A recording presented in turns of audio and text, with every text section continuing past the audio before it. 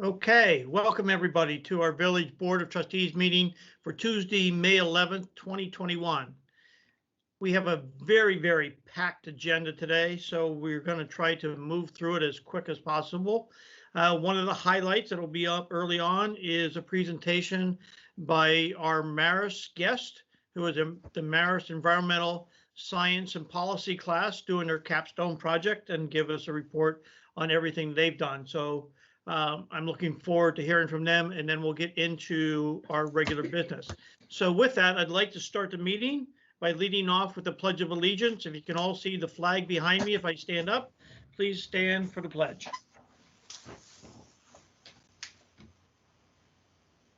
I pledge allegiance to the flag of the United States of America and to the republic for which it stands, one nation, under God, indivisible, with liberty and justice for all.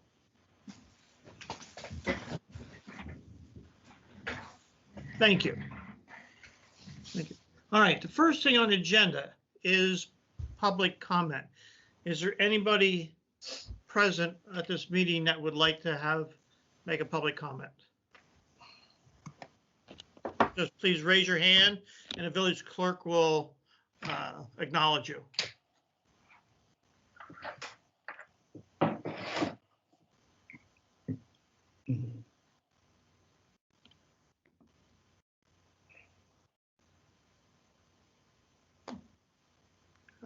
I don't see any public. Martina, do we have any written comments? We can't hear you. I know.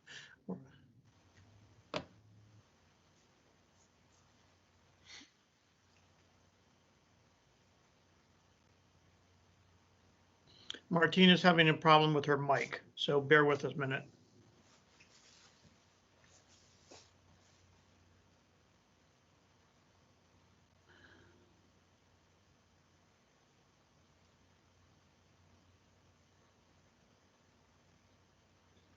It was working prior to the meeting, so don't know what happened.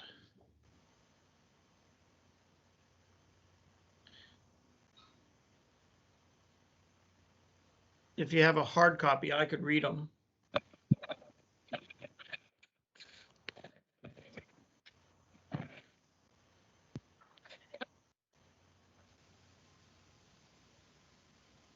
Is it just the 3 letters that are in the public correspondence folder? Yes. Can you hear me? Yes. Hey, okay. Yes, it is those letters and I can read them. Let me see.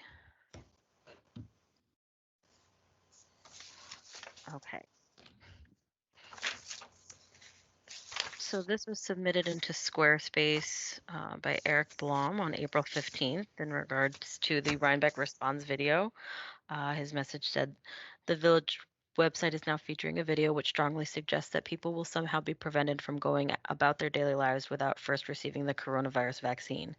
These vaccines are experimental, issued on an emergency basis, and have not yet received FDA approval. Making them mandatory will disadvantage and potentially harm thousands of Rhinebeck residents who are prudently awaiting for either the results of long-term studies or at the very least FDA approval.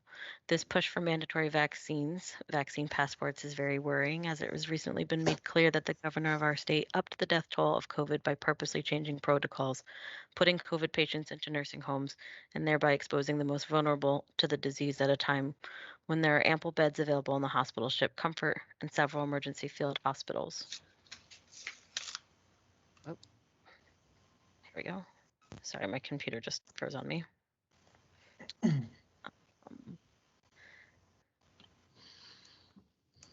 He then attempted to cover it up by misreporting the statistics. If that had happened in only one state, it may have seemed odd, but might not be the reason to suspect any particular agenda. However, the same Anomalous protocol changes were enacted in New Jersey, California, Michigan, and Pennsylvania, all run by Democrat governors. This strongly suggests that there was a political agenda to purposely hike the COVID death numbers. If that is the case, it may be so that coercing people by requiring vaccine passports to accept a vaccine that has had no long-term testing is part of that same agenda. So I have to ask if the village board is officially backing the effort to coerce people to take the vaccine by strongly suggesting that they may not be allowed to go about their lives without first getting the shot, and if so, why, and do they accept the liability for any damages that may result? Again, that was from Eric Blom on April 15th. There was another submission by Michael Sklarov, who wrote, Dear Mayor Bassett, a month ago at least a 30 miles per hour speed limit sign was placed in front of my neighbor's house at the northeast corner of Arnett Road, where we both live, and Knollwood Road. When I saw it from the front, I thought that 30 miles per hour was a bit fast for this block. I hadn't any idea what the speed limit was until that point and probably thought it was 25 miles per hour. Last week, Village of Rhinebeck police officers set up a speed measuring device across from the street, and it was moved up and down the block between Knollwood Road and North Park Road during the course of the week. This sign also displayed the 30 mile per hour speed limit in addition to showing drivers just how fast they were going. I noted that when I drove on the block, I generally kept my speed under 25 miles per hour. As I thought more about this posted speed limit, I became increasingly convinced that 30 miles per hour is excessive for this road and this block. In addition to the families with young children who live on this block, this street is an important thoroughfare for business, for school buses, cyclists, and most importantly, children and families walking to both the high school, middle school, and to the Chancellor Elementary School. I don't know how to shut it off on this. I spoke to 2 Village of Rhinebeck police officers who were removing the speed measuring I can device, shut it off on my computer. and they said that the New York State Department of Transportation was in charge of speed limits. They suggested I write to you and the Board of Trustees. In thinking further about this situation, I noted that Knollwood Road itself, a double yellow line road, is posted 25 miles per hour, and there's a permanent speed measurement sign at the corner of Knollwood Road and Cozine Avenue. This 25 mile per hour speed limit is entirely appropriate as this road takes traffic to and past the elementary school. Yet how can this wider road with a double yellow line have a lower posted speed than the portion of Arnett that has so many children using it to walk and bicycle to school? The police officers I spoke to said that the highest recorded speed during last week's measurement was somewhat over 30 miles per hour. They may have said 33, definitely under 35. My sense was that the traffic had indeed slowed down in response to the speed measuring. It is not my sense, having lived on the block for 2 years and having walked my dogs on the street every day around 6 a.m. and 5 p.m., that there's a lot of speeding going on here. But I believe that the speed limit for this block should be no more than 25 miles per hour. It is a small village street, and there is no reason that the speed should be 30 miles per hour. Thank you for your consideration. Sincerely, Michael Skaroff. And finally, there was one last one submitted on April 30th from Tom Lipte. In case my voice carries some small weight, I just wanted to say that I favor removing the mask mandate for village sidewalks, consistent with current CDC guidelines. I think Rhinebeck has navigated the COVID situation really well so far. It has been incredible that we've kept cases low while keeping businesses open. I was fully in support of the mandate for last year, but now literally 100% of the people I've spoken to in Rhinebeck over the age 16 have received at least one vaccine shot, and most are fully vaccinated. I worry a bit that Rhinebeck might feel pressure to maintain the status quo of mask mandates, so I wanted to help ease that pressure by letting you know I support removing the mask mandate when outdoors, consistent with the CDC. I'm really looking forward to being able to safely share a smile with someone on the street. Best, Tom.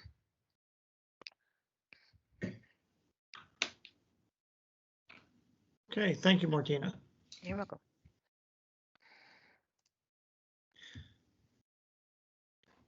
All right, next on the agenda is what I introduced in the beginning, is Dr. Feldman. Have you joined us back?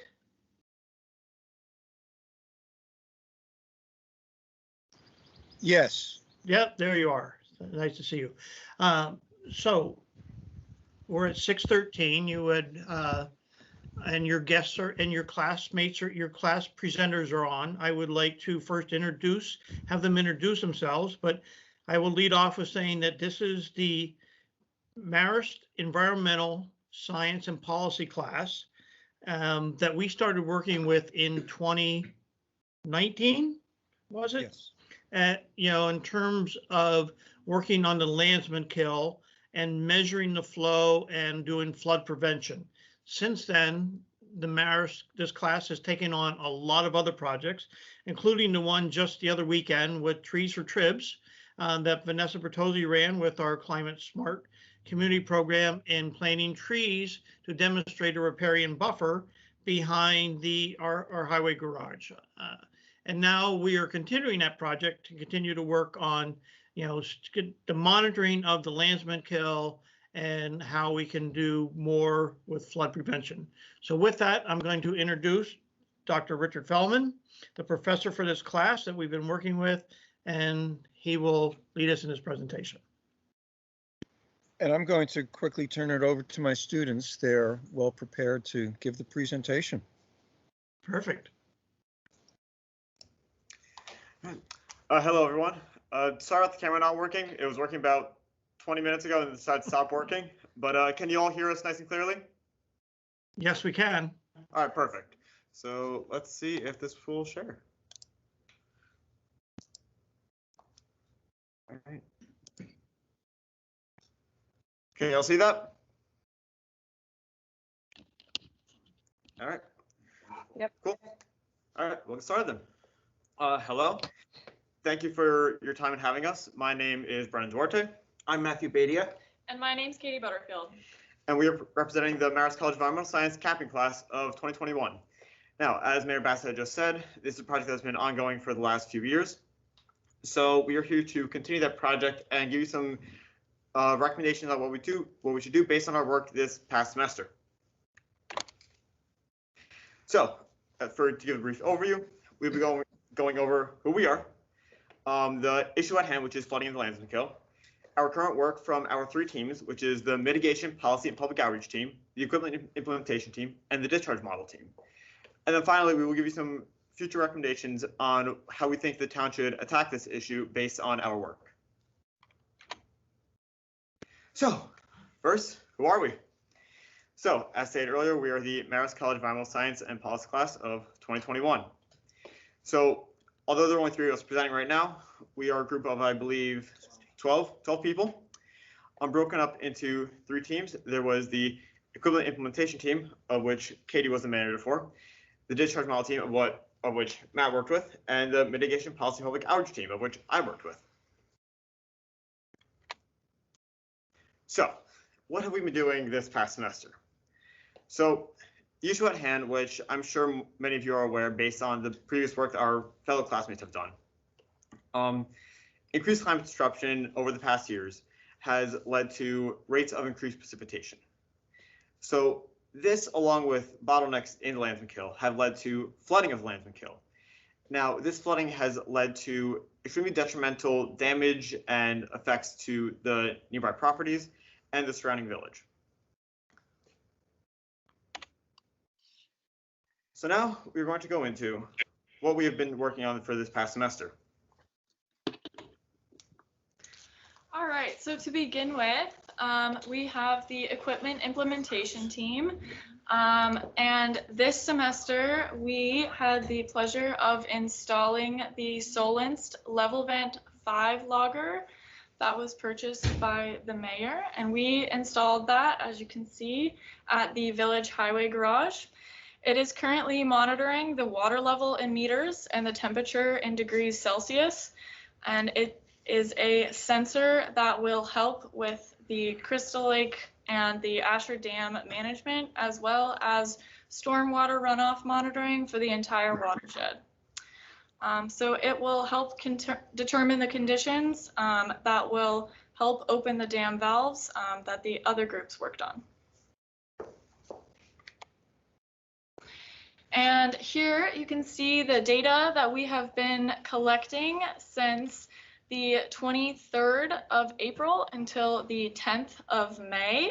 And this includes the water level of the Landsman kill at the highway garage. The data is taken every hour over that time interval, and it is currently also collecting data. So, as for the Mitigation, Policy, and Public Outreach team, otherwise known as MIPOPO, we've broken up into 3 different sections. the GIS mapping, community outreach, and trees for trips. So we're actually going to start with trees for trips. So this was a joint effort between Marist College, specifically our class, as well as the village of Rhinebeck. So essentially what this was by the highway garage, we planted 110 trees and shrubs, which will help with flooding of the Lanthanum Kill upstream of Crystal Lake. So if you were to go behind the highway garage, you will see 110 of these green tubes right here. So within each of these tubes is a sapling, which will, within the next 5 years, start growing into a nice, healthy tree, which will help to prevent and mitigate the effects of flooding of Lanthanum Kill. So we also did community outreach. So the first facet of our community outreach was with the Rymbeck weather station at Rhinebeck High School. So this weather station has been collecting weather data for a while, and their current data set goes as far back as November 2020. So this data set includes precipitation level, air pressure, temperature, etc., and so forth. Now, the point of this is that it could be potentially useful for predicting the weather in Rhinebeck, and therefore help to plan for the water release from Crystal Lake and prevent flooding. So the other facet of our community outreach went to Ralph Rowe, who is one of the affected citizens in Rhinebeck that lives along the Lanthanum Kill. So Ralph Rowe has lived near Lanthanum Kill for over 40 years, and he is a first-hand witness to the effects of Lanthanum Kill flooding. So in his statement that he gave us, he gave a number of details and examples of how this has affected him. These details and examples include things such as his yard being flooded, his garden being destroyed, his basement flooding, and overall damage to his home. And it is not damage that can be fixed easily. It is expensive to him to have this fixed, and that's why this issue is very important to him and other citizens of Rhinebeck. And the final part of the MEPO team was GIS mapping. So GIS is Geographic Information Systems, and it is essentially a program that will take large data sets and turn them into visual maps that can be used to for problems such as this. So this data is sourced from various agencies such as FEMA, the USGS, DEC, and other bigger agencies that have access to these huge data sets that we can use. So these maps allow for easy visualization of the issues at hand and can help us to analyze these issues in a better way to help alleviate these issues and brainstorm better ways to attack them. So this is one example of the map that two of my teammates worked on. So this is a map of the upper Lanthanum Kill watershed with the flood hazards. So if you look here on the right side of the map, this big red line is the entire Crystal Lake watershed. So it's pretty huge. Then if you look along here, along this blue line, this is the Lanthanum Kill in question. So, and looking over here, this is the village of Rhinebeck. This is where you guys are. This is the area of concern. And so this map essentially helped us to look at the different flood hazards based on past data. So this purple is the 100-year flood hazard, which is the most common one that we have on here. And then the lighter pink along the edges is a 500-year flood hazard.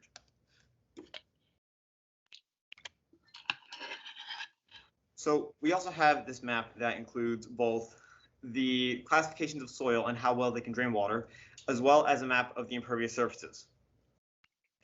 So looking at where the impervious surfaces are in comparison to the classification of soil, especially the well-drained and somewhat excessively drained soil, it's something that we will recommend to you later in this presentation.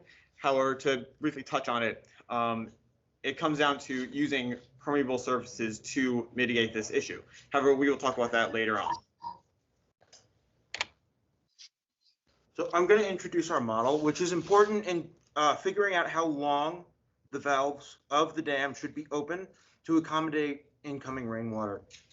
We were able to figure out the total volume of rainfall for any given storm from the area of the watershed. We assume that any water falling on permeable surfaces within the watershed is going to not enter Crystal Lake, and any rainfall falling on impermeable surfaces in the village of Rhinebeck, seen in the previous slide, is going to end up entering the lake.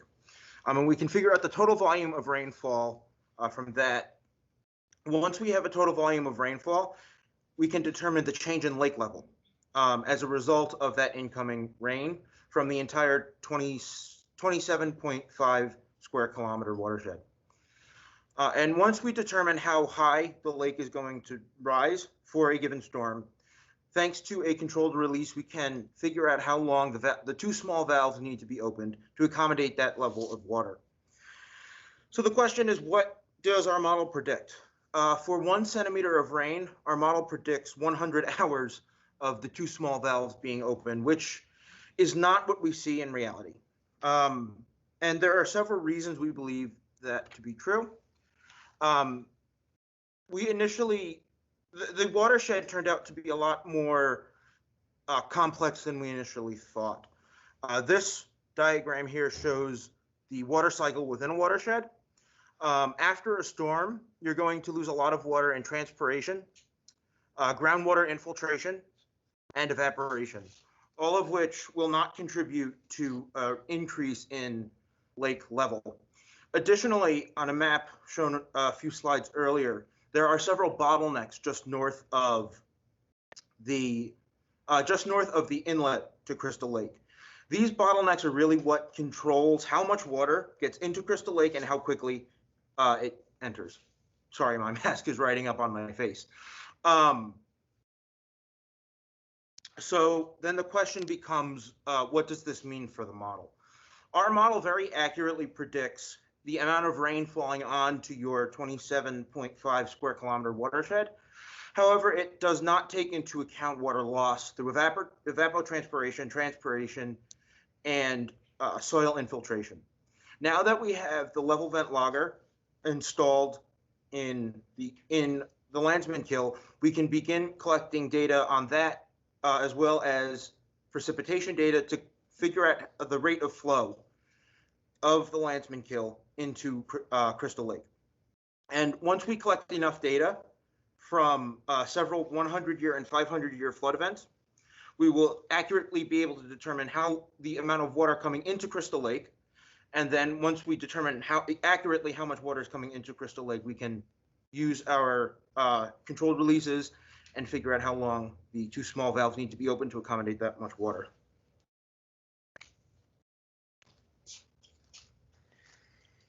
And now for the last part of the presentation, we'll be going into what we recommend for the Village of Rhinebeck going forward.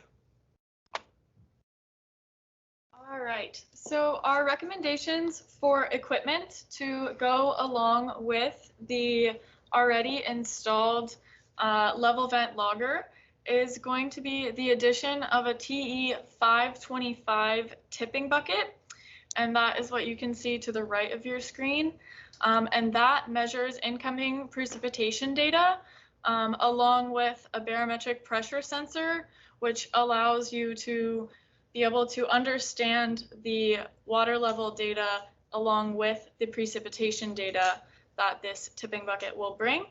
And with the tipping bucket, the already purchased Solinst Rain Logger 5 can also be installed at the highway garage where the level vent logger is installed. And all of this equipment together will give us a better picture and will give us more data to put into the model to more accurately predict flooding.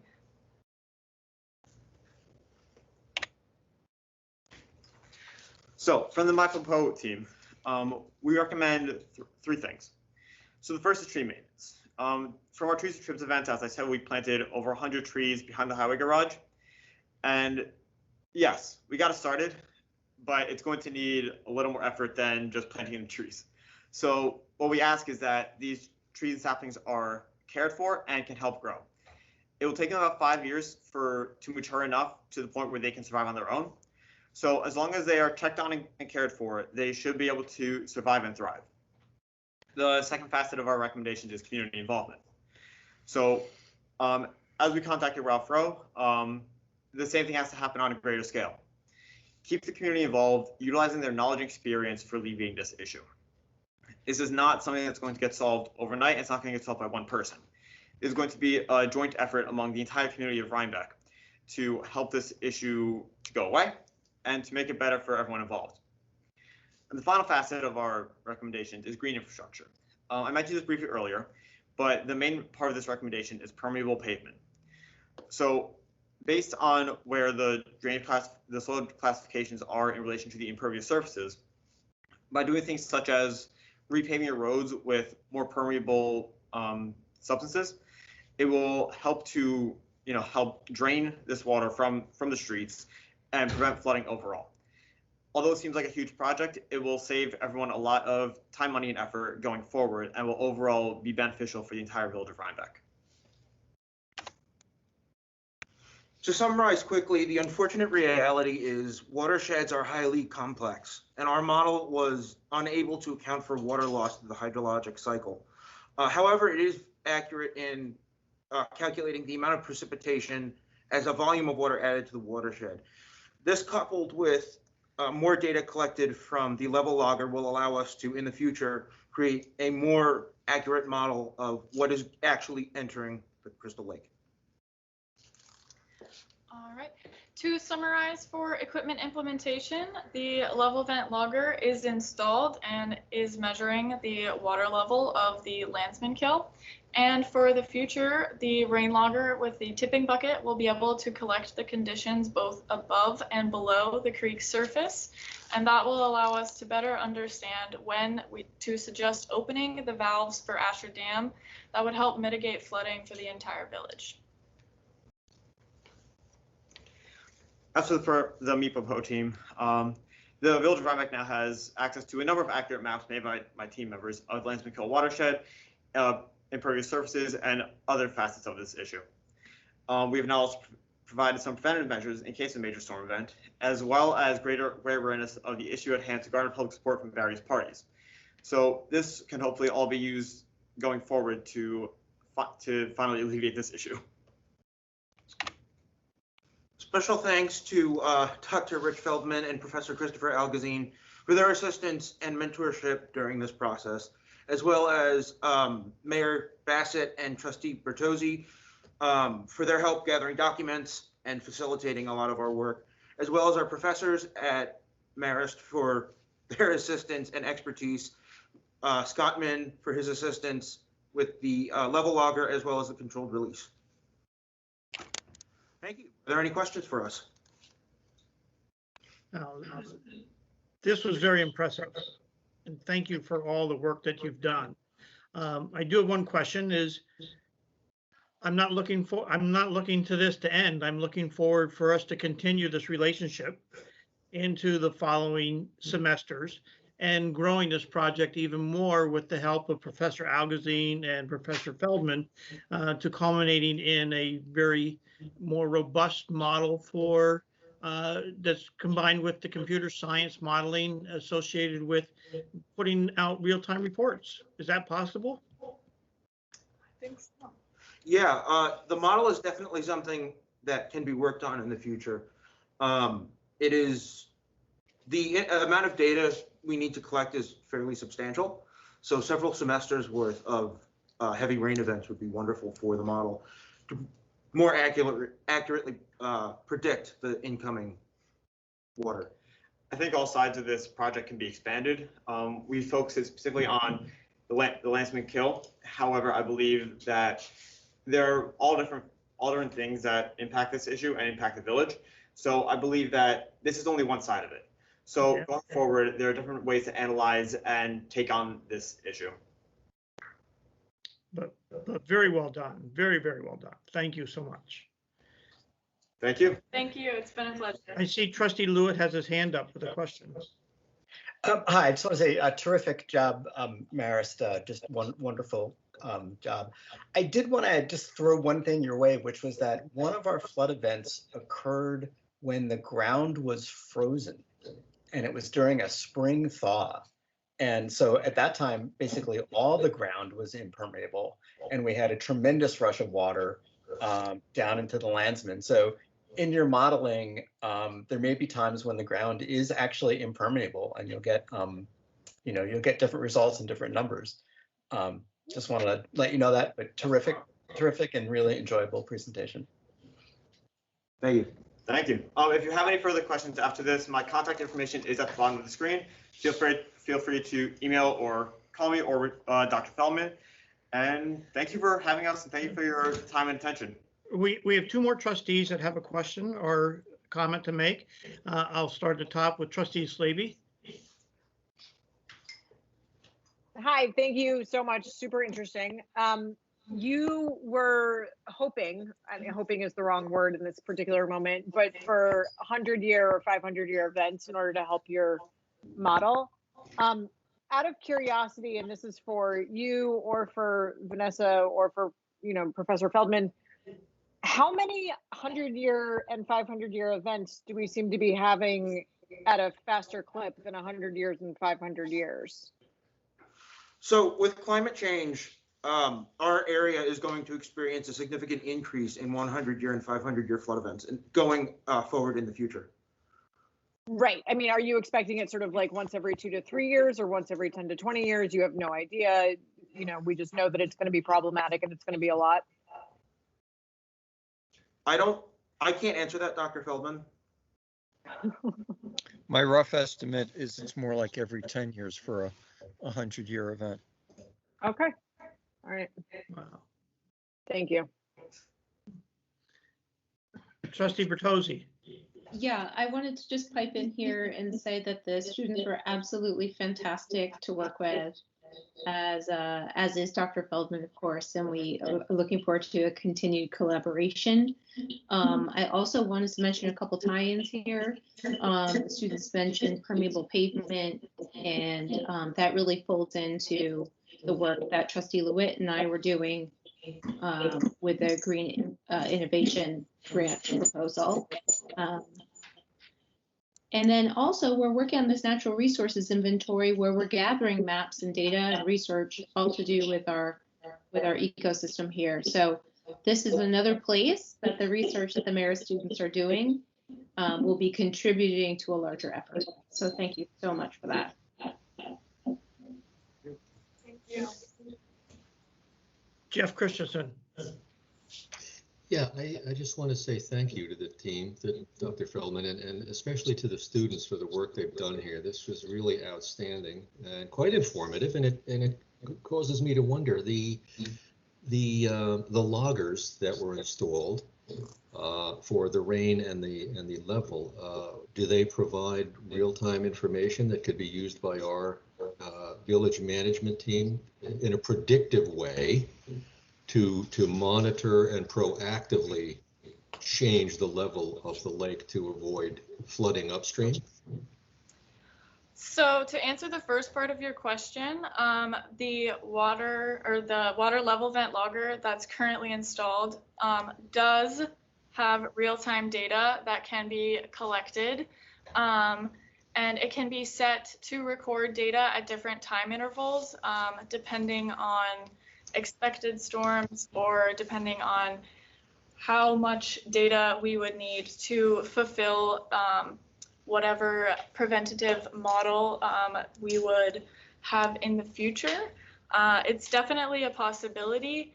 As Matt said earlier, it would take quite a lot of data over potentially multiple semesters to even longer to create a model based directly off of the data that we currently have and are getting. But we are getting real-time data, and it definitely has the potential to give us preventative information for when to open the Asher Dam valves to lower the Crystal Lake level to a helpful level. Thanks for that. Thank you all. I think a big issue is the bottlenecks that we pointed out, where actually the level logger is that really will control the rate of flow. And the dam's not going to help flooding north of those or I guess upstream of those bottlenecks.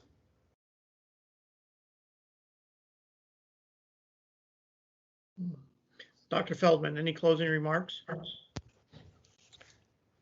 Next week, they'll go into a little bit more depth. I think there'll be more emphasis on the bottlenecks, and I think there'll be some discussion about the need to gain cooperation of private landowners and probably the town of Rhinebeck in terms of managing the stream flow. Well, thank you all for everything that you've done. This has been a very great partnership, and I'm looking forward to continuing and the collaboration, as Trustee Bertozzi said, as we work on improving our data and our collection of data to manage the landsman kill and control flooding, for our residents in that area. So thank you again, and we'll talk again soon. Thank you. so Thank much. you. We really appreciate it. Congratulations, guys. Thank you. Thank you. Thank you.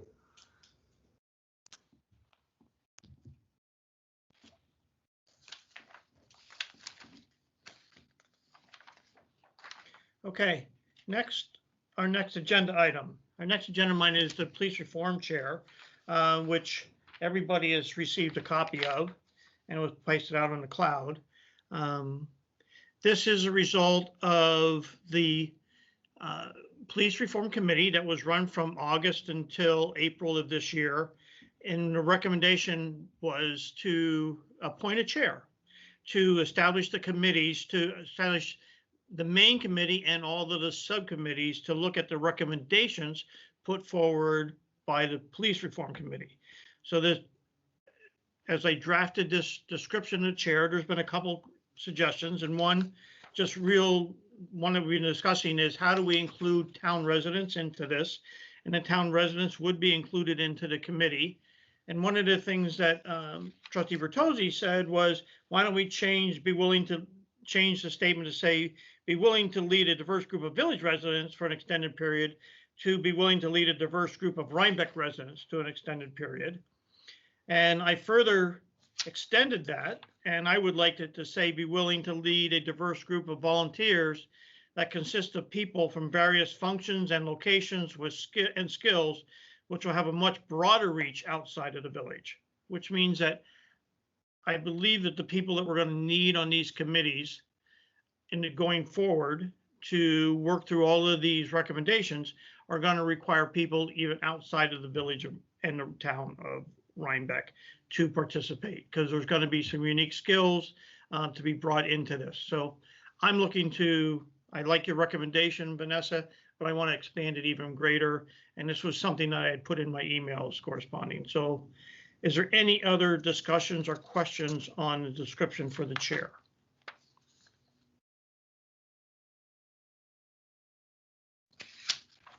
If we can't find a chair in the village, we could cast a wider net and include town residents later. Yeah, I agree. I'm hoping we can find somebody. There's some extremely knowledgeable people here in the village, and I hope there's somebody that's willing to step up and help us take on this responsibility as we move forward with this important subject. So is everybody in agreement with modifying that statement to say, be willing to lead a diverse group of volunteers that consist of people from various functions and locations with skills which have a much broader reach outside of the village? Is that acceptable to everybody? Yes. Yeah. I see Yes. everybody. Yep. All right. So by a show of hands and I'd like to see all those in favor of the description for the police chair. Aye. Aye. Okay, all in favor. Very good. Okay, we'll move on. We'll get this advertised and start publicizing this as soon as possible to start collecting resumes. And my thought on this, by the way, was since Trustee Lewitt was so involved with me on the police reform committee, to have him review with me any applications that we get and then make a recommendation to the board. Okay. Rick, are you okay with that, since I didn't ask you ahead of time? Yes, it's just fine. Looking forward to it. You know, since I just volunteered you? Exactly. I love Yeah. being volunteer. All right. Congratulations. Do we just do a eyes on that? I make a motion that we do that. All right. Do I have a second? Second. All in favor, say, show of hands and aye. Aye. Aye. All right, that's what we're gonna do. Okay. Next discussion, ambulance. Chrissy, I believe you're on somewhere. Are you still there? I am. How are you? Hi. Hi. How's our chief? First off, how's our chief doing? He's okay. He's doing pretty good. Yeah, is it now the time to give him a left so he can't hit? Because he doesn't have a right to hit us back. Yeah, right. No, yeah, he's doing pretty good. It's been a little up and down, but he's been good overall. Good. Glad to hear that. Yeah. All right. So, Gary, where do you want me to start? well, I know I'm not ready to go forward yet, but I would like you to at least update the board on everything you know, Okay. right, about what's happening with our current ambulance and where you see us going in the future and what your recommendation is. Okay. So at this point, as some of you may or may not know, our ambulance has been out of service for several weeks. For the last, I'm going to say 4 or 5 years, we've been dealing with some electrical issues with the ambulance that just doesn't seem to be getting resolved. We've had it looked at by multiple companies, and the problem that you find with ambulances is sometimes it's really difficult to trace things. It's very different than a car where you can start at one end of the wire and go to where it connects. With ambulances, sometimes that's really, really difficult because a lot of things are in the interior walls and they're not really traceable. So they have done, their share of trying to figure out where the problem lies, but it keeps popping up. So most recently where we go to use it and it's stone dead. So we finally took it out of service, and it also becomes like a safety issue too. You get these crews out there. It's, it dies on you when you go to the hospital. And once you charge it, it also dies rather quickly. So it's not really something where you can, like a car, you jump it and you let it run for a little bit and the battery recharges. So we have, replaced battery, we've done a boatload of work. And I'm probably going to guess upwards of probably in the past, several years, probably over $10,000 worth of work on these ambulances. So where do we kind of like draw the line? So as you also know, with emergency vehicles, they lose their value very, very fast. So just hypothetically saying, if we were to sign a contract and want to trade that ambulance in tomorrow, you're really only looking somewhere between 8 and, maybe high teens in the thousands of dollars of getting that back. So the value of any emergency vehicle depletes rather quickly.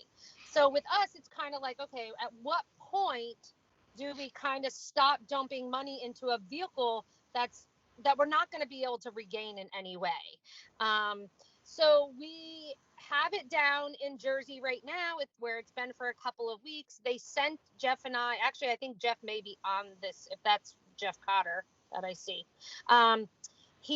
They sent us a list of everything that's wrong with it. There's multiple things that we need to do to bring it up to speed with Department of Health in terms of keeping that in their regulation and what we need to do. So it comes to a point where we just need to decide how much we want to dump into this. Over the last year also, we have begun the process of kind of putting together a new ambulance, kind of same thing that they did with the fire truck, start putting, a spec together. What are we looking at getting and start building these ambulances. So again, same thing with the fire truck. When you build an ambulance, it's, you start from scratch and you kind of add everything in. So we have over the last year, on and off, obviously COVID kind of put a hinder in this, but we have recently restarted to looking to speccing that new ambulance, and seeing which avenues we want to go. So that's kind of where we're at. We also have been working with our salesman to see if he can also provide us with more of an accurate estimate of what the trade-in value is. So again, we can, and the trade-in value versus fixing it or not fixing it. But we also want to be able to try to piece together what we can so it's usable for a very short-term period of time. So again, we can continue to serve our community with an ambulance the best we can. So that's kind of where we're at right now. So Chris, How- a couple questions. First off, Yep. with everything that they found in Jersey already on it, what are we, if we were to say, let's fix it, Okay. where are we at? Okay, so right now they have done some electrical work, and right now we're at a little over $2,000 in the hole with what they've already done. For what they've given us needs to be done in addition to that is nearly 5,000. So we're looking at this bill. If I were to say, go ahead and fix everything, would probably be in the works of $7,000, maybe a little bit more. For an ambulance that right now we're looking at is worth, 10 to 15 on a good day. And if we were ready today to sign an RFP, and we, Yep. we've done the RFP, we had the bids in, and we were to pull the trigger today, how long does it take to get a replacement? I know, the fire truck was 18 months. No, we're right now, they're telling us about 6 months. So it's much shorter than a fire truck. Okay. Yep. How old is the current ambulance? I knew you were going to ask me that, and I believe it's a 2011. I believe. Either a So is 2010 or 2011. So is that typical for ambulances? Kind of like a Yeah, 10-year useful life? You're looking at 10 years, yeah, Right. pretty much. Yeah. Okay. And I will say, like, this ambulance has just not done us right since day one. We've just battled with so many things, and it's very unfortunate. But it's created a lot of problems with us for the last many, many, many years. And so Chrissy, so everybody knows, what are we doing for support right now? So right now, You and I know, but yeah, we're running our fly car, and due to the wonderful working relationship that we have with NDP, they have been doing a lot of the transportation, and then obviously if they're not available, we've been just pulling from our mutual aid. But I also have to say, I don't know what our luck has been on our side, though. It's our call volume hasn't been very high. So it's been pretty. So if it takes like 6 months to get a new ambulance, is it going to take much more than that $2,000 that we've already sunk into the one down in New Jersey to like keep it going for another 6 months? Or would we just mothball the whole operation and just use the fly car for 6 months?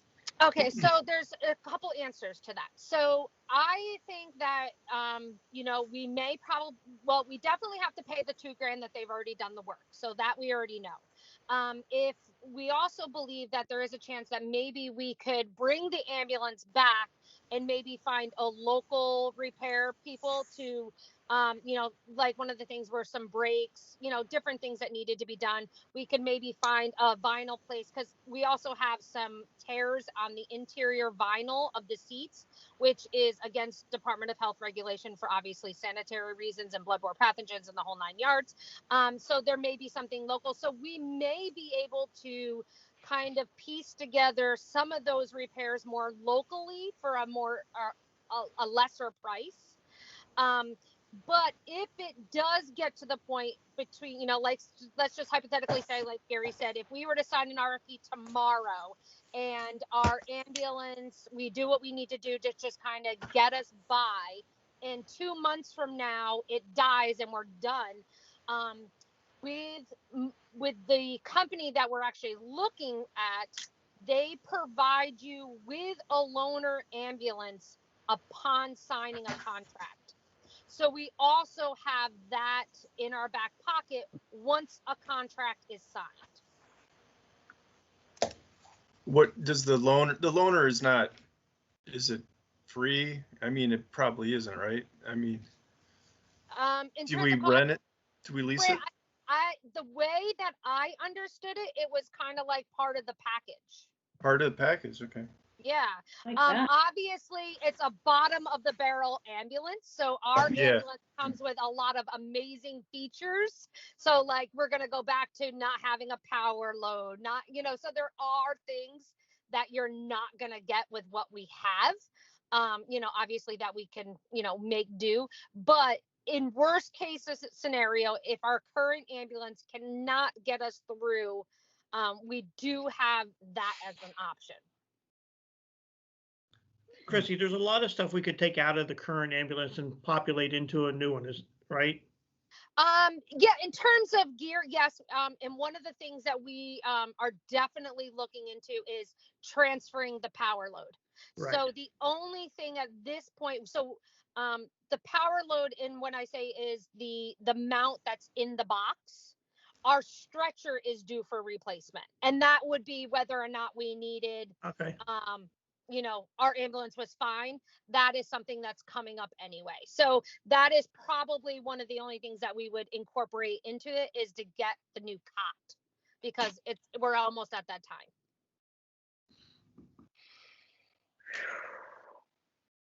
Right, so For education, do we have kind of like a schedule where we're thinking about replacing the ambulance, kind of like how we're on a schedule for other vehicles in the village? Or is it just in the back of our minds, we're thinking that, these last about 10 years? Well, I'll also say to the village, and put it on the record, I don't know if any of you know, but our village has never in the history of the Rhinebeck Fire Department purchased an ambulance for our fire department. Never. So that has always been done through fundraising of us. And obviously that's just, at this point, it's, that's very difficult to do anymore. I remember when you brought that 4-foot check in, that, when you, yeah, that's right. I was there. Yeah. So, But Vanessa, we were hoping to get this ambulance through another year or two yeah. before we made this commitment. But obviously the ambulance wasn't listening to our recommendation and had a mind of its own. Yeah. Which is sometimes always the case. But the goal was to try to limp along, but it doesn't seem like that's going to be possible. Yeah, it's been out of service a significant amount of time in the last year due to mechanical issues. A significant amount of time. So what is the price range for this new ambulance? Probably anywhere between $230 to $280, depending on what things we can add in, what things we can take out, type thing. One of the biggest things that we're looking at, is the power load.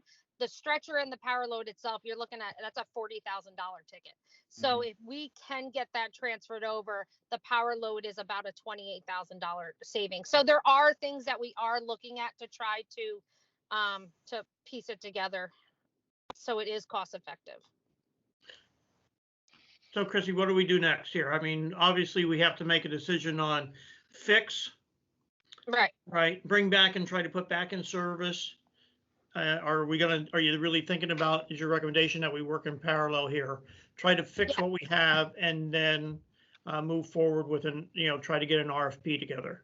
That would be my recommendation, is let's try to, have them do what I know that they need to do. Let's get it back, try to get, piece together the best we can to get it back in service so it can continue to serve, and kind of just baby that thing along the way and get a new one going in the meantime.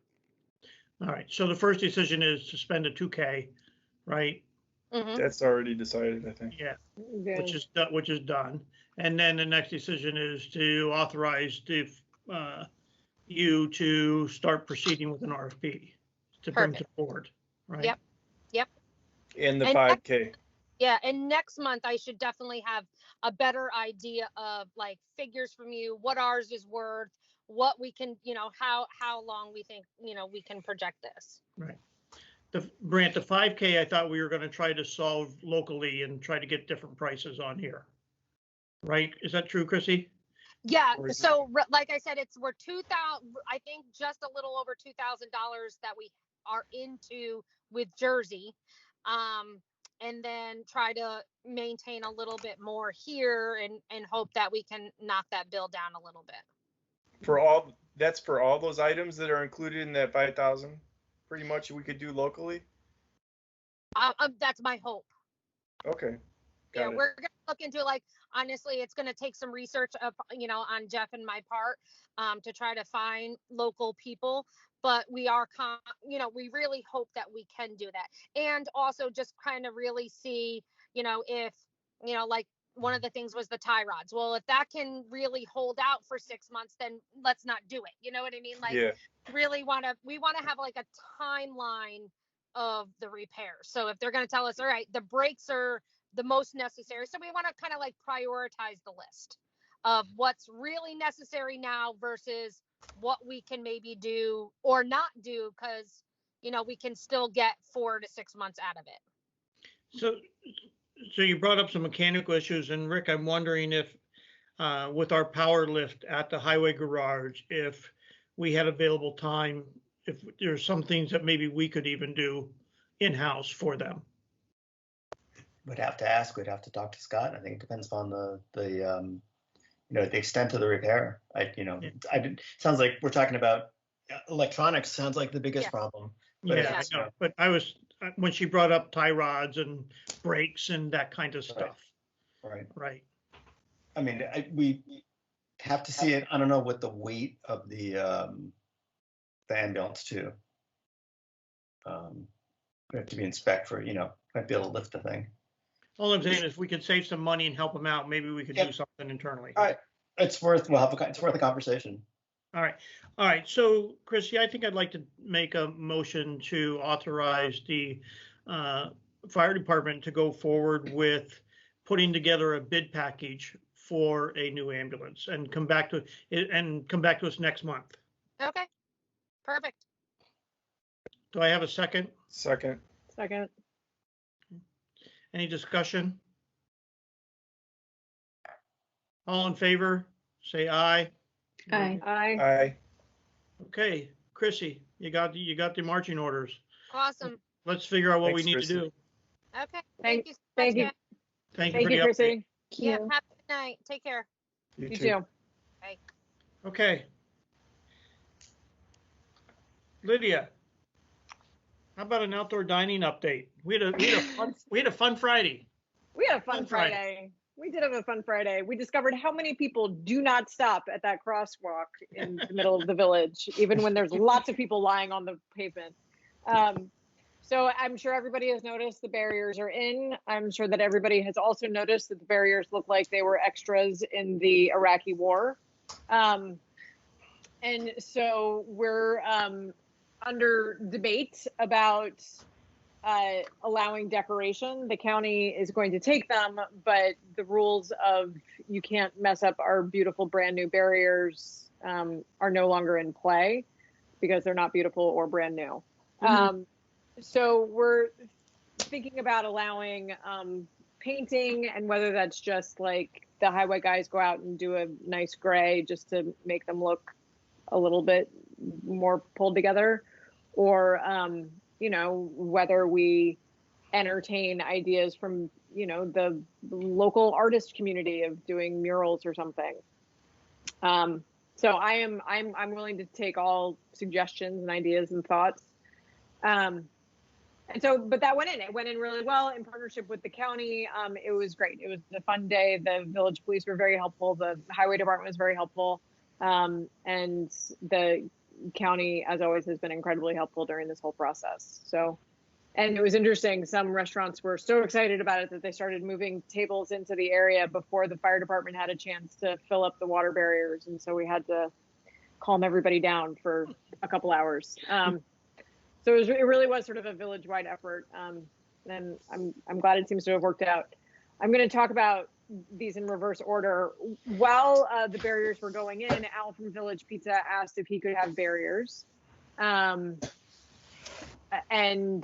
this is a conversation that I think is worth the 5 of us having. I have a very distinct opinion on this, but I am willing to be swayed.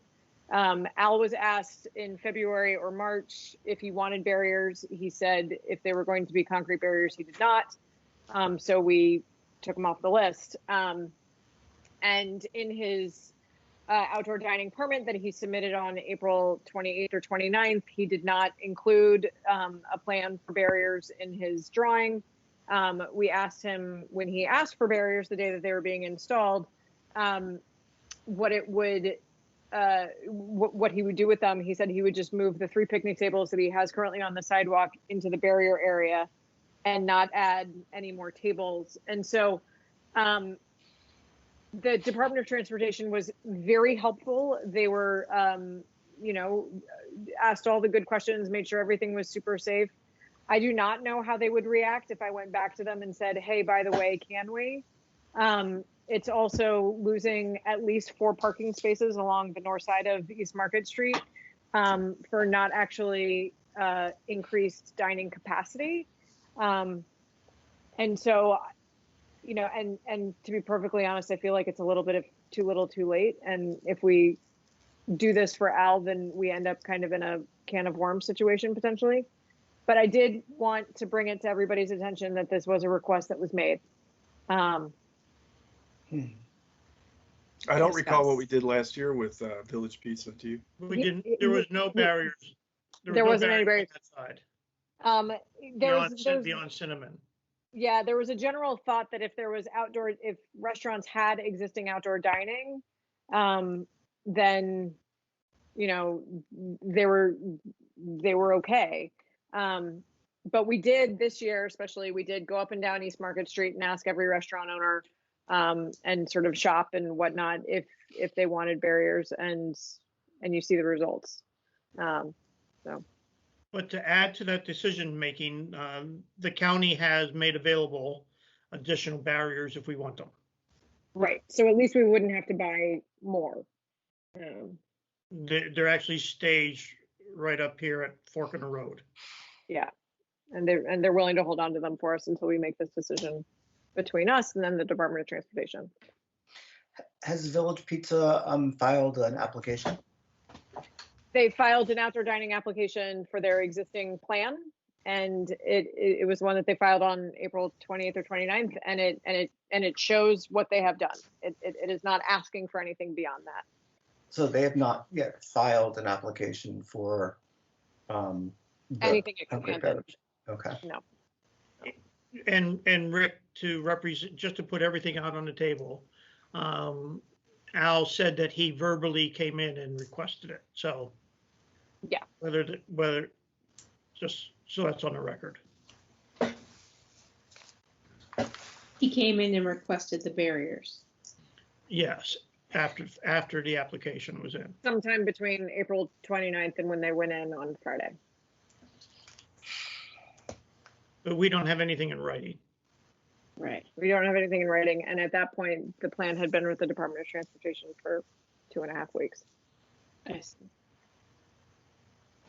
Yeah, we had actually submitted the application on April 19th to Department of Transportation.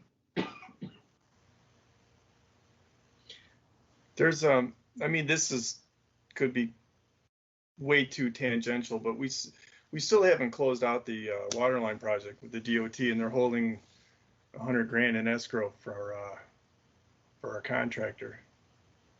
And I don't want to ask for too many things right now with DOT.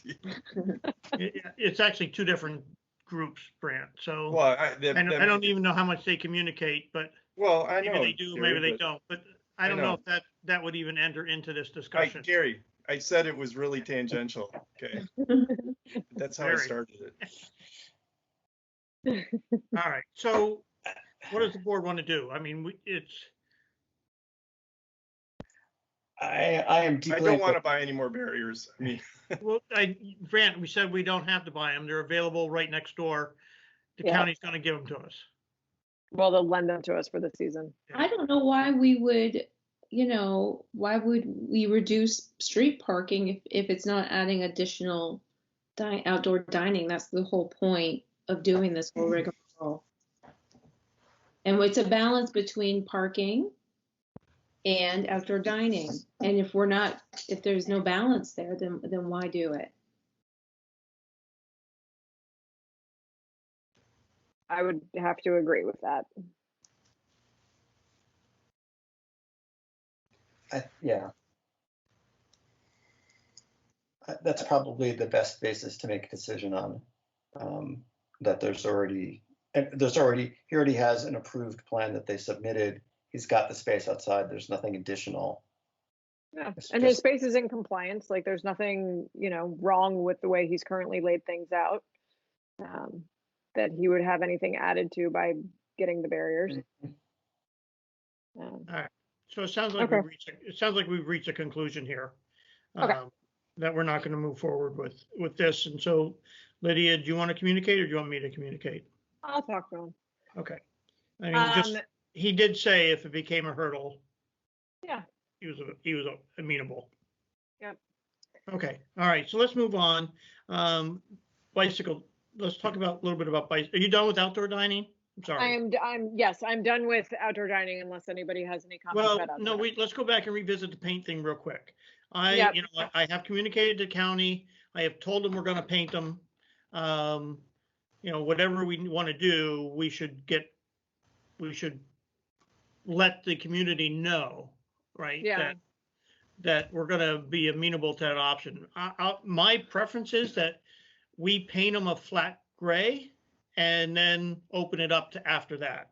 Because if they don't get done, at least it's got a flat gray on it, right? Yeah. And if they do get done, it's even better. So my recommendation is that we come along, we spray paint them and then move forward. That's my recommendation. I think Foster's was already painting theirs.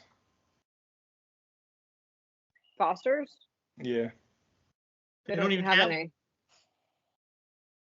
You're confusing us, Brant. Foster's don't They have. don't have any. No. No, I mean, they might have been painting stuff that they have on their parking lot, but they don't have anything on the village streets.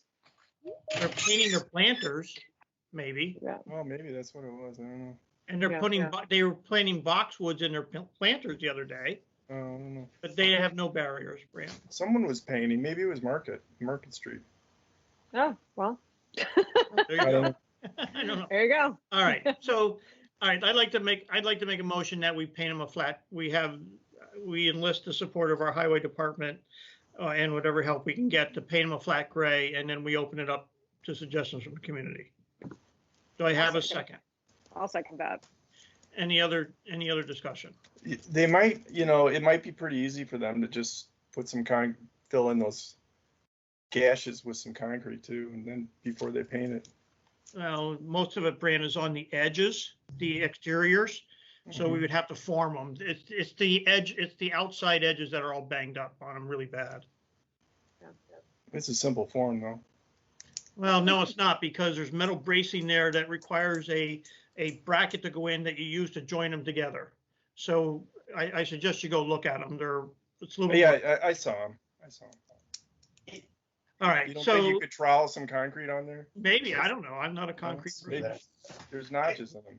Is it that easy to paint porous concrete? Sure. That's- You have to drive. Yeah, there's concrete paint. So. But not the reflective pieces. Those remain unpainted. Well, what we would probably do is remove them and then put new reflective tape over the. Yeah. Right. Over the. Vanessa, last year we bought all this reflective tape and we would buy that again. The We red have and- we have a bunch of it. Yeah, we have a bunch of it.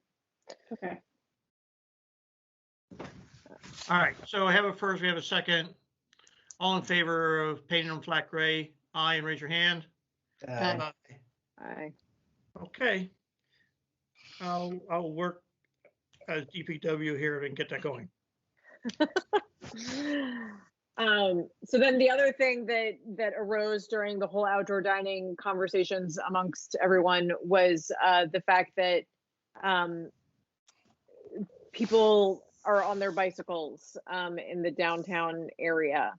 And on their bicycles on the sidewalks in the downtown area, which is a huge safety hazard, as I'm sure all of you can imagine. We realized that we have no bicycle ordinance. We have a very strict sidewalk skateboarding ordinance, but we have no bicycle ordinance. And so with the help of the police department, I have cribbed together one that I based on, frankly, Ithaca's.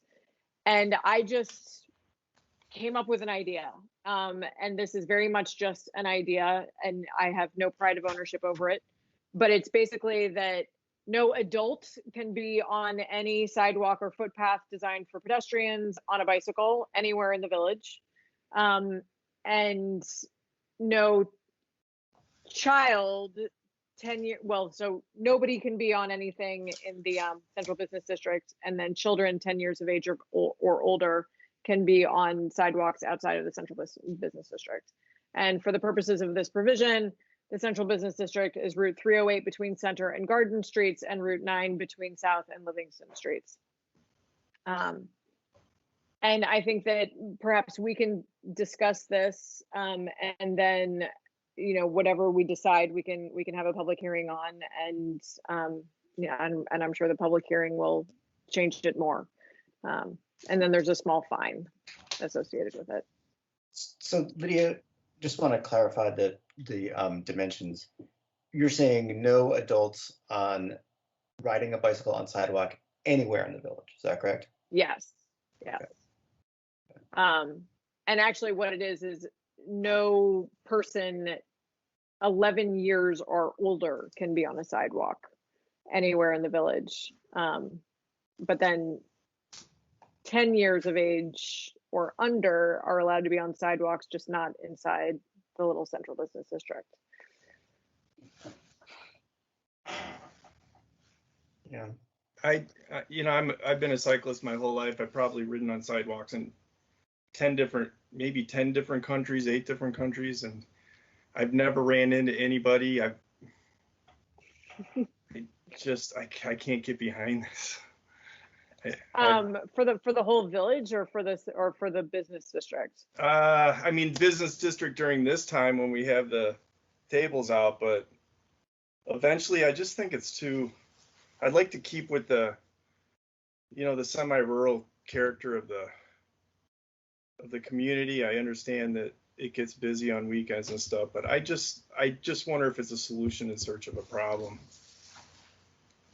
Oh, well, I mean, the problem, lots of anecdotal problems of, 3 or 4 waiters got knocked over by bicyclists last year.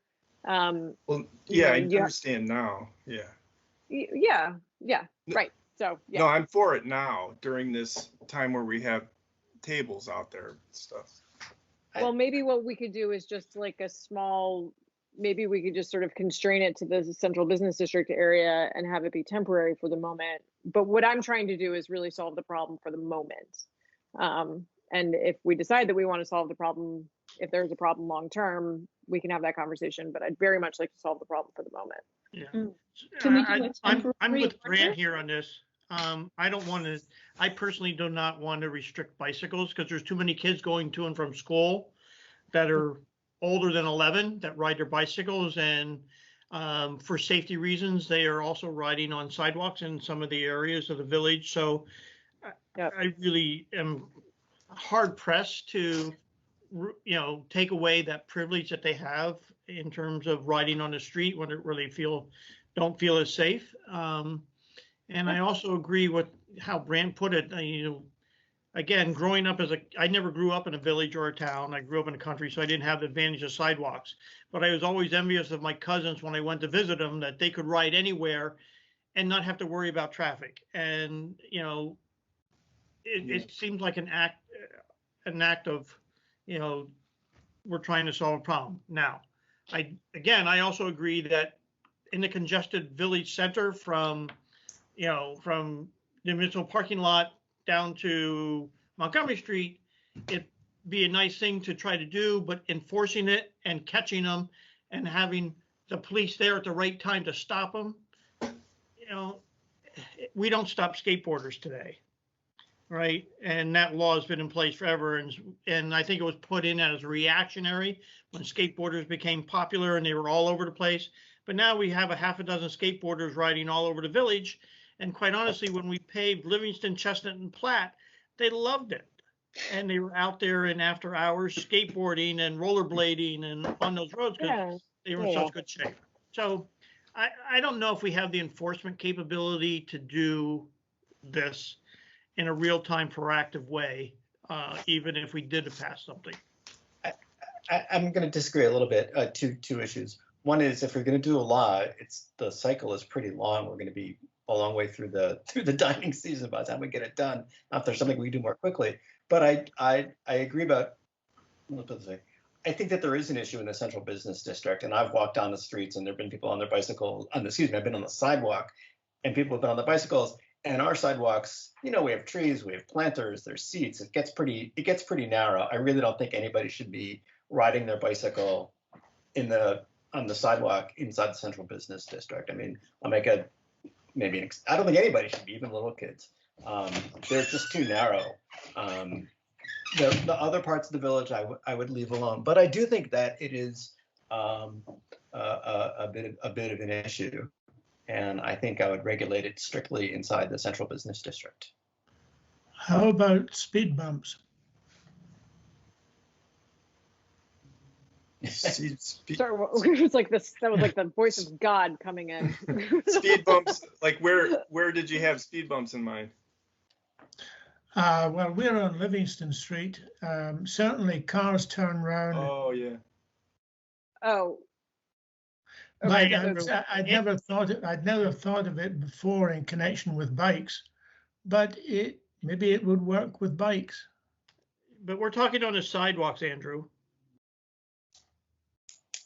Is really that's the issue. And I think we already have enough speed bumps on our sidewalks.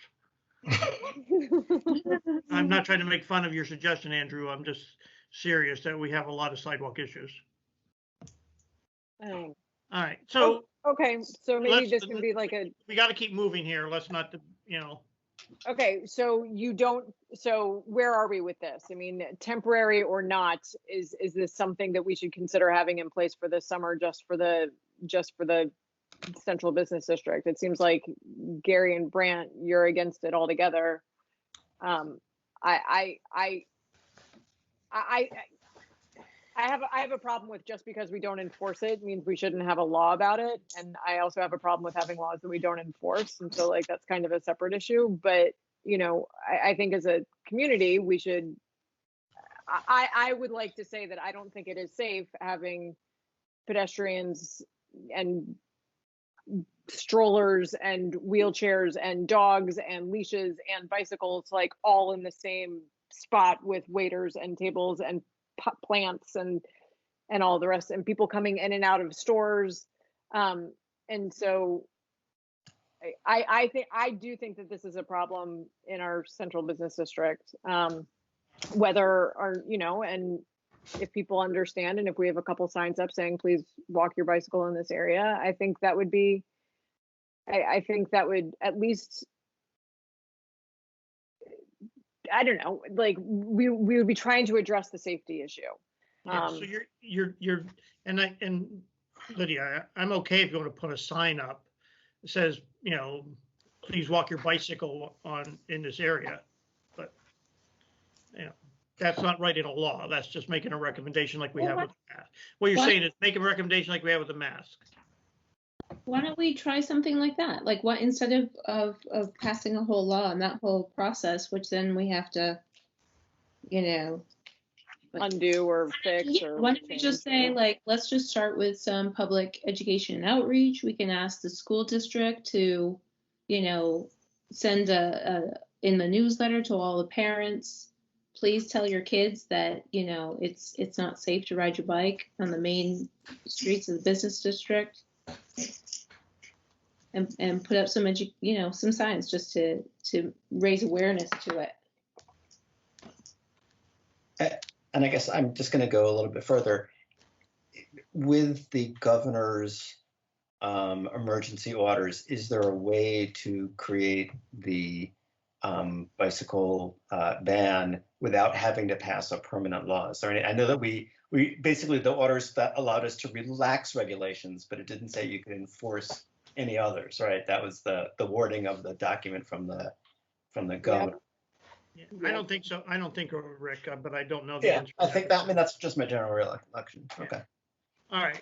So I'd like to make a motion that we do some public outreach to ask the community to help us restrict bicycles in the business district where dining is doing. So Which would include some signs in the business district. right. So this would be concurrent with our temporary dining plan. Correct. Yeah. Correct. At least, Yeah. and we can discuss from there. Yeah, All right, do I have a second? I'll second that. Okay. Any other discussion? Could I just say something real quick? I won't take any time. I was interested in that letter for changing the school, the Arnett Road mph from 30 to 25. So when we do have a change in traffic law, I'd like to not forget about that. Yeah.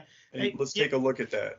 Yeah, Brent, I've been in communication with now 4 residents on there, on that street. And so I'm working with them to come forward to the board with a recommendation. Okay. So this is just one of the 4 that I'm working with. Right. Okay. Just so everybody knows, it's not village law, it's state law that all cities and villages, speeds on all streets are supposed to be at 30 mile an hour. Unless otherwise restricted. Yep. Unless otherwise restricted by a vehicle traffic study that supports the reduction in speed, right? So no kidding. It is quite involved. I've already been in contact with legal. I'm working, got the rules and the regulations and et cetera going forward.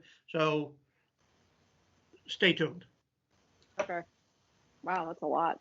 Yeah, it is. It's not like we can just vote on it and drop it. We have to, there is a process because it is a state law. Wow. All right. So for everybody's awareness. Not saying we can't, because other roads, Mulberry, Knollwood, Parsonage have all been lowered. So it is possible. Yeah. And you can't do a whole street. You can only do sections of a street. Wow, that makes it really difficult. Yeah. All right, so I got it. State doesn't want you doing it willy-nilly. Yeah, I got it. All right, so we had a first, we had a second, all in favor? Aye. Aye. Okay, moving on.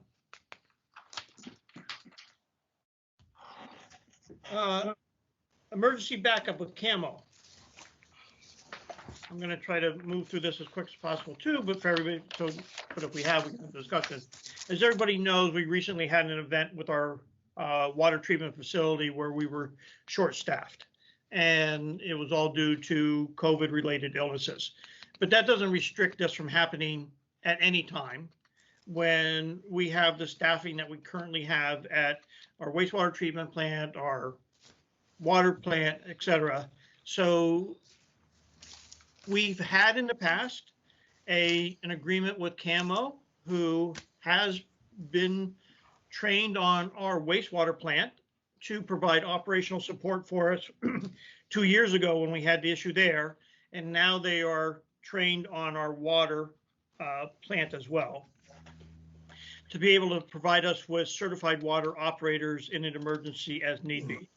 But rather than having this loosely written agreement that says, hey, we will do it, I would like to have a formal agreement, and this comes under the terms of professional services, that have an agreement with CAMO to provide emergency operation and maintenance for the village of Rhinebeck for a wastewater and water treatment plant. The draft was out there. Does anybody have any questions on the draft of the resolution?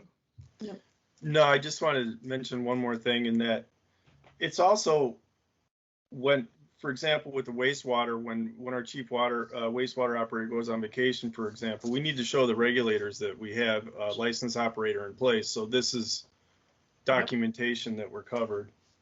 Absolutely. And what we've done in the past is notify Department of Health that we had a licensed operator up there. All right. So if there's no other questions, I'd like to make a motion that we pass the resolution between CAMO Pollution Control and the Village of Rhinebeck, dated today, May 11th, 2021, for interim operation and maintenance agreement for our water and wastewater facilities. Do I have a second? Second.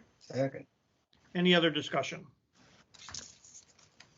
This is, can be renewed in perpetuity, is that right? Yeah, this is, as we put in the contract, is yearly, but we can renew it on a yearly basis. And we have a termination privilege with 90 days notice. So. Right. Okay, all in favor? Aye. Aye. Yes, thank you all. Social media policy. I don't know, Vanessa or Lydia, do you guys want to lead this discussion? This is the one for our public, this is not for employees, this is the one for public space. Our Facebook page, for instance, that was drafted and sent around almost 2 months ago. I would like to comment that, this is a draft. It has not been vetted by legal. So it really needs some additional eyes and ears on it, but I would like to get the board's opinion on this and see how you want to proceed. Yeah, so I guess just to introduce it, this came about because we were having discussions about, what are we using our social media channels for as a municipal government, and what are some guidelines that would help municipal staff be able to manage comments and interactions with the public on those channels. The point being, we want to have social media because that is kind of one of the main communication channels of the day. But we want to keep that discourse civil and respectful and productive. So the idea is to create a social media policy and have it, publicly available and have it be something that staff can reference to help them make determinations.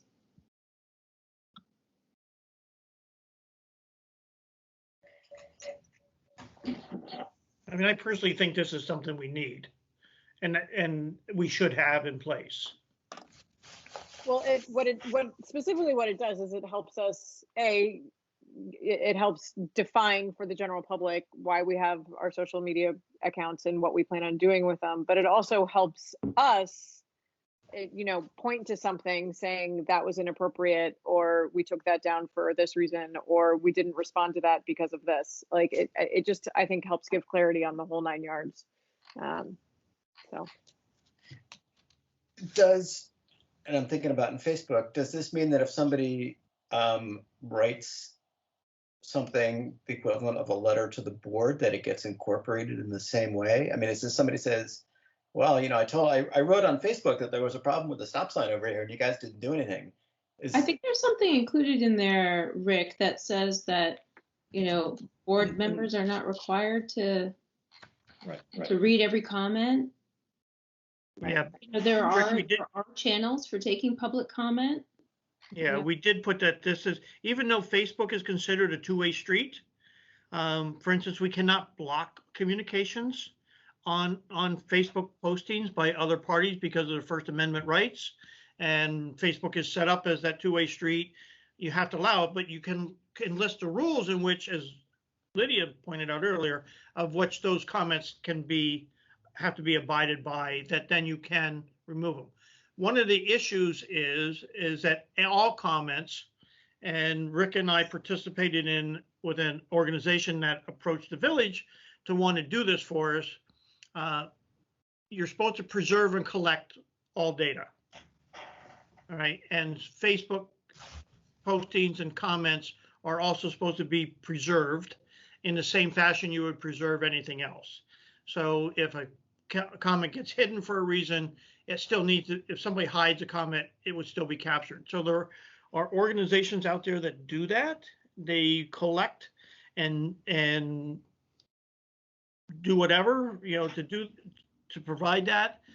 There are lawsuits where organizations have not done this, and they have taken actions to hide comments or whatever, and lawsuits have been brought against other municipalities, even in the state of New York, for this. So it's additional consideration that we need to take into place, that we need to have a way to preserve this content, same way as we do our minutes and other documents.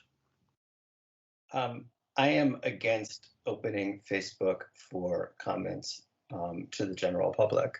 I think that it creates more problems than it solves. And Gary, I know we've had a discussion about this, but I disagree. I believe if we do not allow any comments, and it's a one-way dialogue only, we can use it essentially, use Facebook and other media as a bulletin board. We have ways, everywhere we say, and even on our Facebook page, we can say, if you want to say something, write it in, we have an email address, we have a website, we have all these places. I think having to get into the Facebook monitoring business is bad. And the other thing about it is, I understand that you have a policy that that trustees may not look at it, but people are going to post it with the full expectation that it's going to get read. And I don't think we should be doing that. I think we have good channels. We should be using Facebook, other media for posting information. That's great. But we don't have a social media person who's going to sit there and go through all that stuff and respond to people's comments. I don't think this is a wise thing to do. I think it sends us down a difficult path. I know that people are like, hey, it's great to have all kinds of communication, but we take letters, we take emails. Those are good sites. They are then archived properly. We know where they came from. They're signed. They have a return address. I no longer use Facebook because I've seen such abuse and such just awful things go down there. Like, why would we want to even start the village on that path?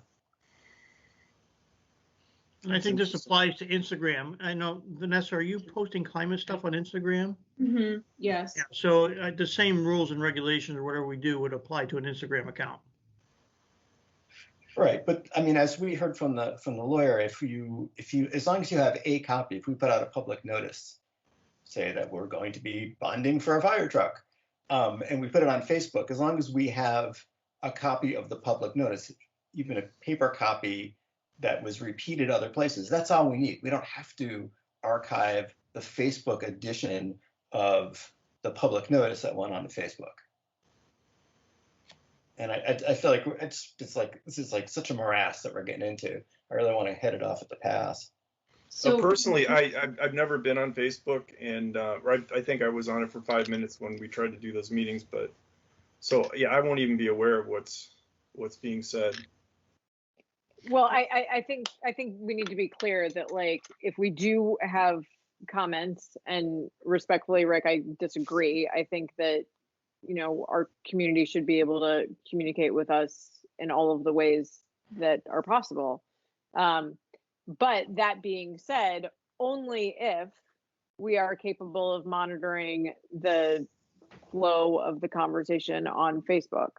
And, that job is currently Martina's. I don't know if, we would need to figure out, like, we currently allow comments. It is currently not a huge burden on her. She elevates anything that we need to know about that happens on Facebook.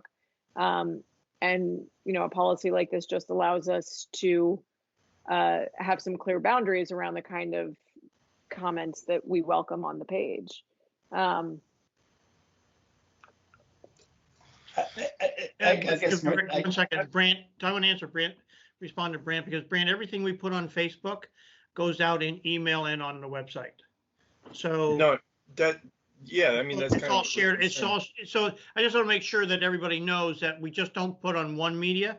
When we put something out, we put it on all our media. No, I understand that part. It's just that it's almost like it is. I mean, it is still a one-way street, but it's flowing from the other direction, because we are using it as what Rick said, is we're posting stuff, and then people are coming back with feedback, and then we don't respond. There's no counter response from us.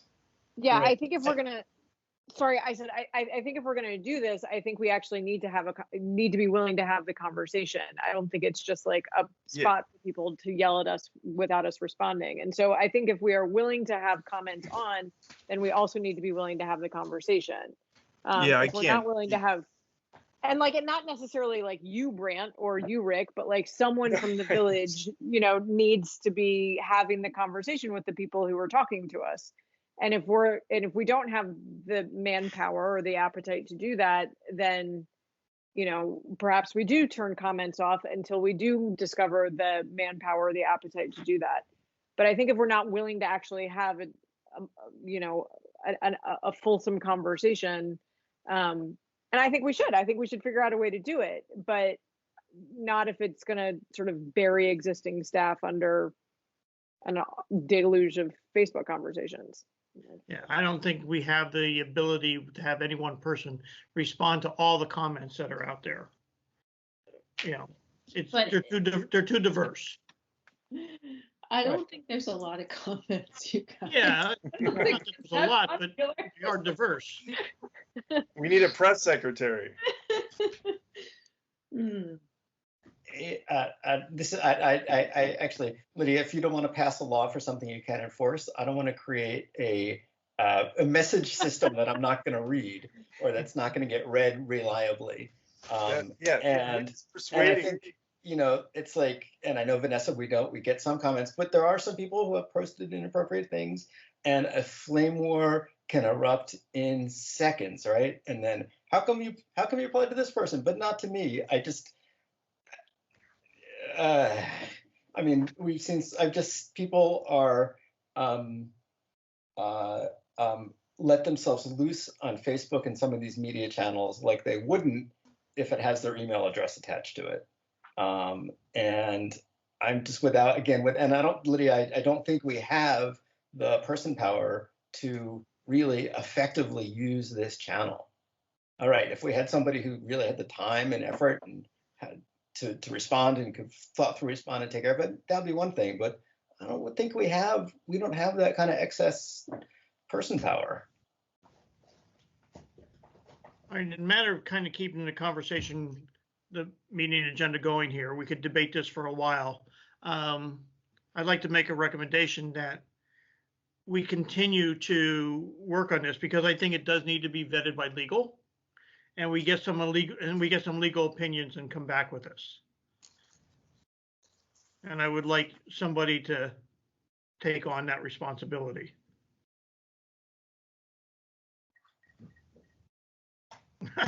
I don't see a show of hands either.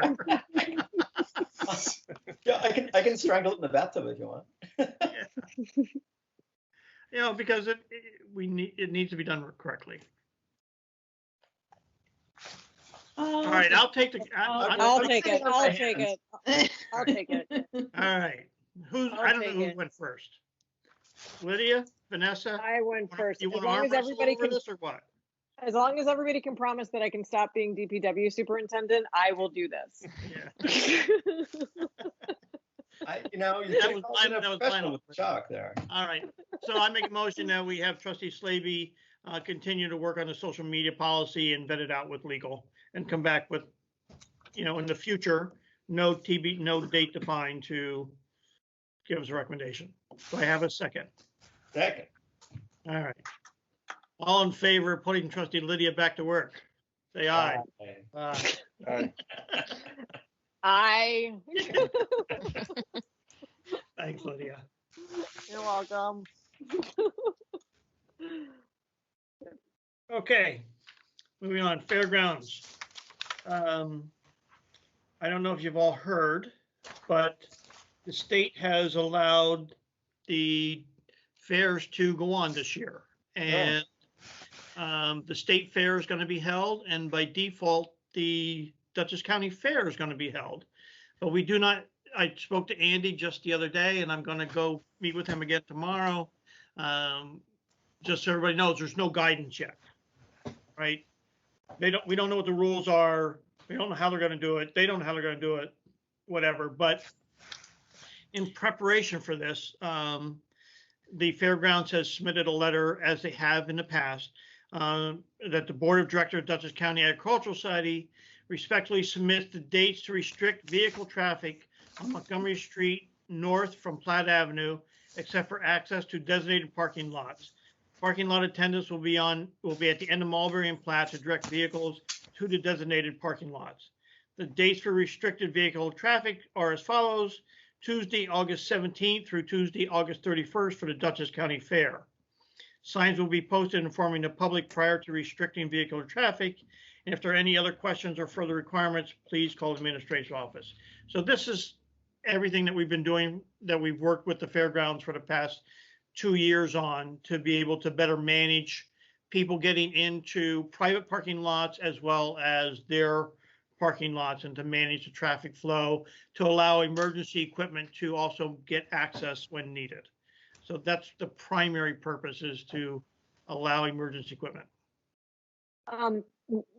Didn't they also at the end of last year or the year before or something, aren't they going to start using the Parsonage Street gate again? This doesn't say anything about the Parsonage Street gate. I am not aware of any. Last year they did not. Only in an emergency they left people out of Parsonage Street, because we restricted because of the weight limit and that. And ever since they've added the farther north entrance, they've cut back on Parsonage Street. Okay. To my knowledge, I'm not aware of a request for Parsonage Street in the past 2 years. Oh, I thought there was one. There Would you was mind just, before. yeah. Because I'm just speaking as a resident of Mulberry Street, it would be really nice to share the wealth. But I for some reason I thought there was. I thought they were going to start opening up Parsonage Street to more parking traffic, but all right. Actually created, I think there were some issues, not just with the use of Parsonage Street, but access onto East Market Street by opening up both. And they have police at the Mulberry Street to manage that traffic flow, and not at Parsonage Street. So. Okay. All right. This is just for Mulberry. Okay. I have a motion to accept the recommendation by Dutchess County Agricultural Society. I make a motion, let's put it this way. I make a motion to accept the Dutchess County Agricultural Society traffic flow pattern. Do I have a second? Second. All right. Any other discussion? Just one question. People keep asking me, does this mean the fair is on, or only that they have the capacity to do the fair? I don't know the answer to that question. I've been told the state fair is on, and hopefully we'll find out more tomorrow. If they're putting this in, this to me tells them that they're planning to move forward with having a fair.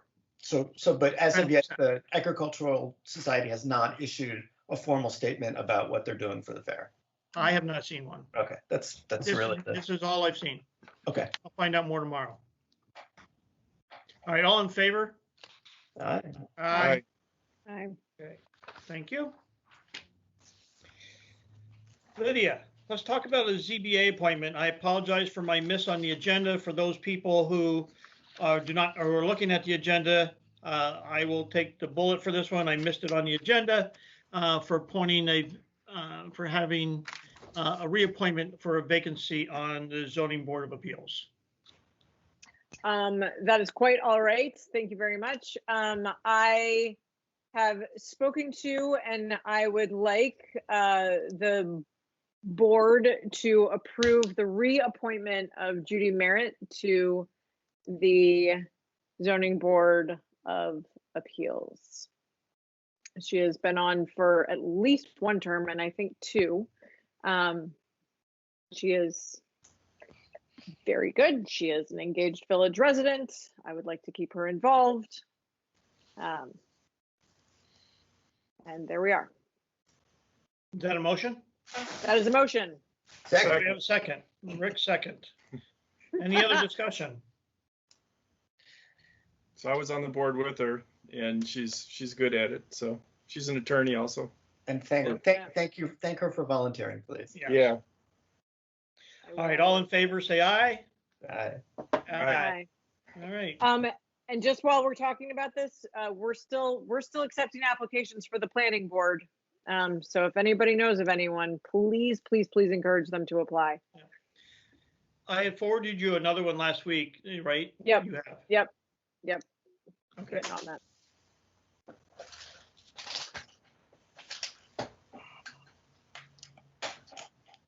Okay, special requests.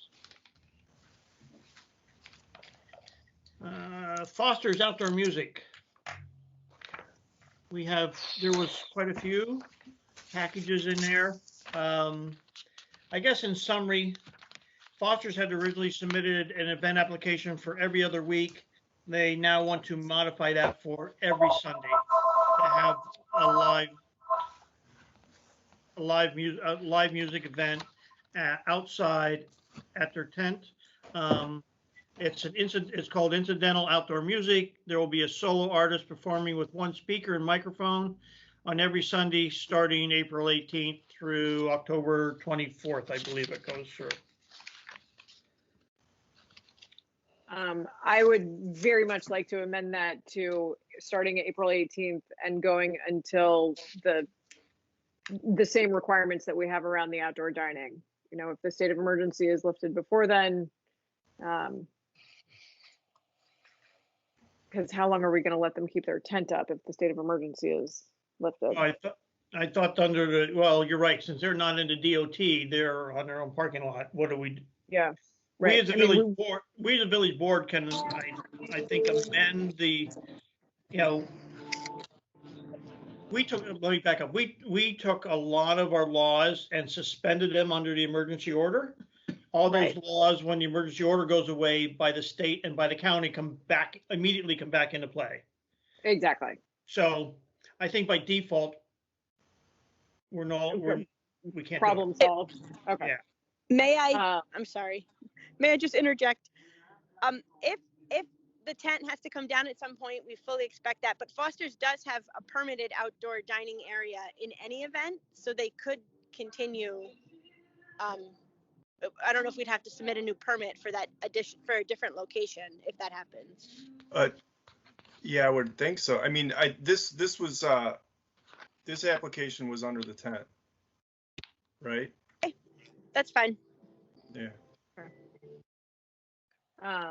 And we have also, Gary and I have worked with Foster's to make sure that their music is an appropriate volume. So, you know, no. we expect it to remain as such. Yeah, I mean, as long as you guys are comfortable with, you've gotten everything ironed out and the volume levels are acceptable, then it's acceptable to me. I think it's free beer for the village if they're in violation, right? Yeah, we'll go with that. Are you good with that, Victoria? That's every employee. All right, so I'm just kidding about that. So, all right, I'd like to make a motion to accept Foster's application for outdoor music for his patrons underneath the tent on every Sunday that was started on April 18th, ending October 24th, be it amended if the emergency plans are lifted by the state and county and back into normal business. Second. Okay, any other discussion? All in favor? Aye. Aye. All right. Foster's has a second application. On May 18th, the Chamber of Commerce Good Egg Celebration will take place underneath the dining tent, at which time there will be dinner music provided for that Tuesday on May 18th for the Good Egg Celebration in the outside tent. I'd like to, and again, it's a solo artist performing with one speaker and microphone. I'd like to make a motion to accept Foster's application for the Good Egg Celebration on May 18th. Do I have a second?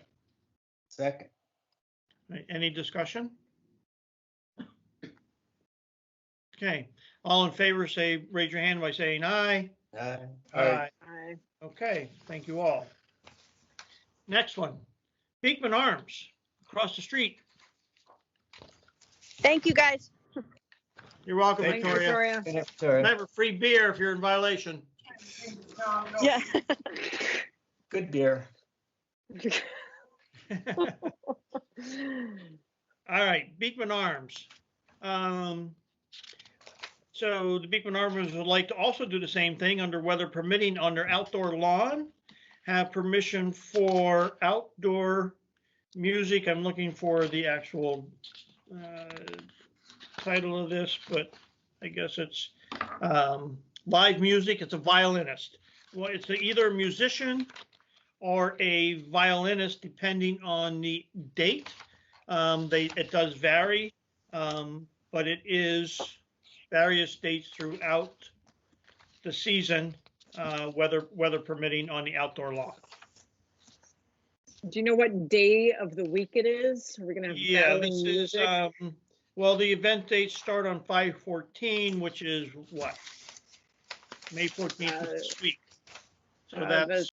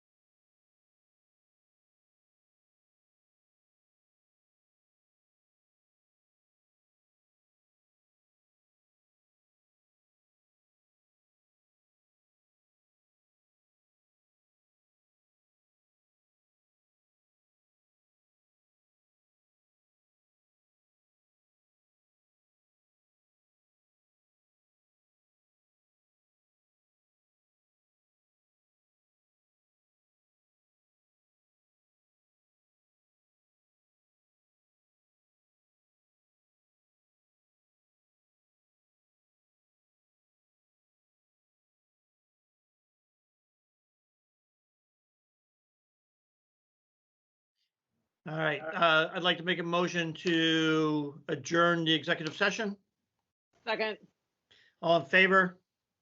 Hi. Aye. Aye. All right, I'd like to make a motion to adjourn our Tuesday, May 11th Village Board meeting.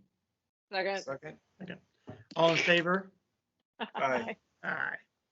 At 9:55, according to the clock behind Martina's desk. Yeah, all right. Good night, Night all. everyone. Good night. Be well.